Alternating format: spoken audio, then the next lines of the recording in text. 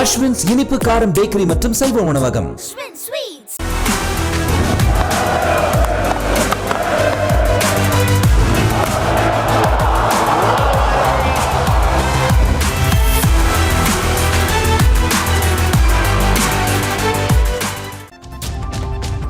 Champions trophy தொடர்ல பும்ரா இல்லாதது வங்கதேச அணிக்கு கிடைச்ச நல்ல வாய்ப்புன்னு அந்த அணியோட முன்னாள் வீரர் இம்ரூல் கெய்ஸ் தெரிவிச்சிருக்கார். வரும் 20ஆம் தேதி நடைபெறும் சாம்பியன்ஸ் டிராபி போட்டியில இந்திய அணியை வங்கதேச அணி எதிர்கொள்ளவிருக்காங்க.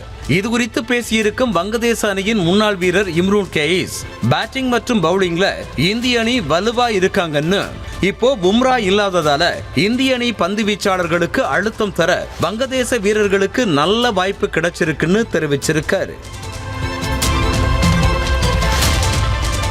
ஐபிஎல் தொடர்ல சென்னைக்கு எதிரான முதல் போட்டியில மும்பை இந்தியன்ஸ் அணி கேப்டன் ஹர்திக் பாண்டியா விளையாட மாட்டார்னு தகவல் வெளியாகி இருக்கு. கடந்த ஐபிஎல் சீசன்ல 2 போட்டிகள்ல மும்பை இந்தியன்ஸ் அணி மெதுவா பந்து வீசியதற்காக அபராதம் விதிக்கப்பட்டது. அதனைத் தொடர்ந்து கடைசி லீக் போட்டியிலையும் 3வது முறையா தாமதமாக பந்து வீசியதால 30 லட்சம் ரூபாய் அபராதமும், அடுத்த போட்டியில விளையாடவும் ஹர்திக் பாண்டியாவிற்கு தடை விதிக்கப்பட்டது. அதனால நடப்பு ஐபிஎல் தொடர்ல சென்னைக்கு எதிராக நடக்கும் முதல் ஆட்டத்துல பாண்டியா விளையாட மாட்டாருன்னு சொல்லப்படுது. இந்திய டெஸ்ட் அணியில இருந்து நீக்கப்பட்டது குறித்து ரஹானே வருத்தப்பட்டிருக்கார். இது குறித்து பேசியிருக்கும் ரஹானே, டெஸ்ட் போட்டியில சிறப்பா விளையாடியும் தன்னை அணியில இருந்து நீக்கியது ஏன் அப்படின்னு இன்று வர தெரியல. அடுத்த 2-3 தொடருக்கு வாய்ப்பு கிடைக்கும்னு நினைச்சேன், ஆனா வாய்ப்பு கிடைக்கலன்னு தெரிவிச்சிருக்கார்.